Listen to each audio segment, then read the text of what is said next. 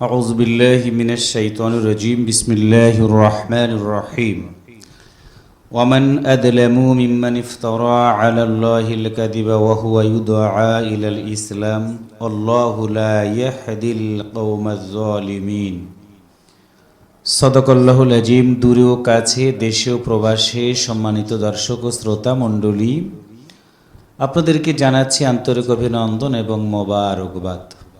আজকে গুরুত্বপূর্ণ একটি বিষয়, সূরা সফের 7 নম্বর একটা আয়াত আপনাদের সামনে তেলাওয়াত করেছি। মহান আল্লাহ তাআলা এই আয়াতে বলেন, তার চেয়ে অধিক জালিম আর কে, যে আল্লাহর সম্বন্ধে মিথ্যা রচনা করে অথচ তাকে ইসলামের পথ অবলম্বন করার জন্য আহ্বান জানানো হয়। এরকম জালিম সম্প্রদায়কে আল্লাহ সঠিক পথে চালিত করেন না। সম্মানিত সুধী মণ্ডলী, আলোচ্য আয়াতের মাধ্যমে আমরা এটা জানলাম, আল্লাহর কথা শোনার পরে আল্লাহর পথে আসার জন্য আহ্বান জানানোর পরেও যে মানুষগুলো আল্লাহর দিকে ধাবিত হয় না, আল্লাহর কথাগুলো শোনে কিন্তু মানে না, আল্লাহ তাআলা তাদের জন্যই বলেন তারা জালিম সম্প্রদায়। জালিম সম্প্রদায় মানে হচ্ছে তারা অত্যাচারী, নির্যাতনকারী, জুলুমকারী। আজকে বাংলাদেশ সহ গোটা পৃথিবীর দিকে আমরা যদি তাকাই তাহলে দেখা যায় মানুষগুলো জালিমে পরিণত হয়ে গেছে। নিরপরাধ মানুষগুলোকে হত্যা করছে। খেটে খাওয়া মানুষ থেকে শুরু করে প্রতিটা মানুষেরই নিরাপত্তাহীনতার ভিতরে ভুগতেছে। মুসলমানদেরকে ইহুদি খ্রিস্টানেরা নির্বিচারে গুলি করে পৃথিবী থেকে বিদায় করে দিচ্ছে। এই যে জালিম শাসকদের কারণে বিভিন্ন দেশে মানুষ জুলুমের শিকারে পরিণত হয়েছে। মজলুম বনি আদমের চিৎকার জালিমদের কানে পৌঁছে না। জালিমদের টার্গেটই হচ্ছে ক্ষমতা আর ক্ষমতা। জালিমদের টার্গেটই হচ্ছে পৃথিবীর জীবনটাকে তারা দীর্ঘস্থায়ী করতে চায়। তারা যে মরে যাবে এই কথা তারা কখনো চিন্তাও করে না। কিন্তু তাদের একটি কথা বুঝতে হবে, বাংলাদেশ সহ গোটা পৃথিবীর মানুষদের বর্তমানে গড় আয়ু যেটাই বলি না কেন, সর্বোচ্চ মানুষ 100 বছর পর্যন্ত বাঁচতে পারে। এরপরে তো দেখি না 100 বছরের পরে মানুষকে মৃত্যুর কোলে ঢলে পড়তে হয়। নিয়তির পরিহাস, একদিন মৃত্যুবরণ করতে হয়। কিন্তু এই 100 বছর জিন্দিগিতে ক্ষমতার কারণে অন্য দলের, অন্য গ্রুপের মানুষগুলোকে যেভাবে নির্বিচারে হত্যা করা হচ্ছে, মনে রাখতে হবে একদিন আসামির কাঠগড়ায় তাকেও দাঁড়াতে হবে।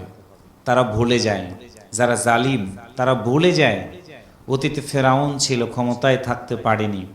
ফেরাউন এত দাম্ভিকতা দেখিয়েছিল, এত প্রভাবশালী শাসক ছিলেন, মানুষকে এত দুঃখ দিত, কষ্ট দিত, যে ফেরাউন পৃথিবী থেকে বিদায় হয়ে যাওয়ার সময় পানির ভিতরে ডুবে ডুবে পানি খেয়ে খেয়ে তাকে মরতে হয়েছে।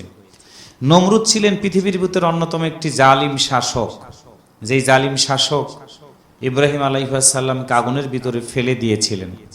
আগুনের ভিতরে ফেলে দিয়ে জালিম শাসক চিন্তা করেছিল ইব্রাহিম আর কোনোদিন উঠতে পারবে না, জাগ্রত হতে পারবে না। কিন্তু আল্লাহ সুবহানাহু ওয়া তাআলা আগুনের ভিতর থেকে ইব্রাহিম নবীকে পৃথিবীতে সুস্থ শরীরে আনলেন, জাতিকে দেখালেন।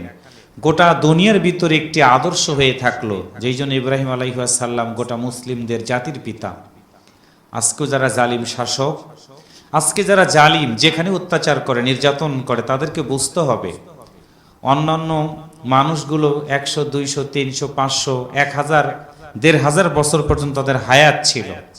তারা দাম্ভিকতা করার পরে একদিন তারা থাকতে পারে না। আজকেও যারা পৃথিবীতে জালিম আছে, যারা জুলুম করে, এই জুলুমের একদিন শেষ হবে। জালিমরা একদিন থাকতে পারবে না, কিন্তু জালিমরা সেটা বুঝবে না।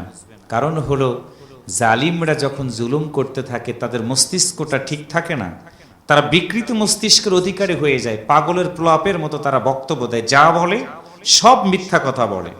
কিন্তু সে যে মিথ্যা বলে এই কথাটা সে বুঝতে পারে না, কেননা সে জালিম, অত্যাচারী শাসক, অত্যাচারী মানুষ।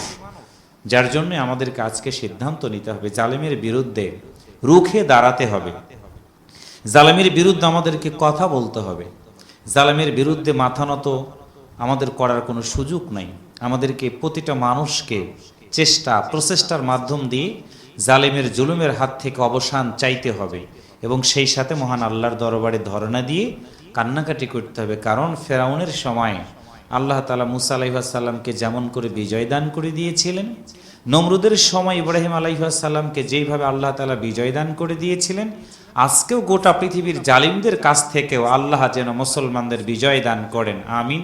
ওয়া আখিরি দাওয়ানা আনিল হামদুলিল্লাহি রাব্বিল আলামিন। আসসালামু আলাইকুম ওয়া রাহমাতুল্লাহ।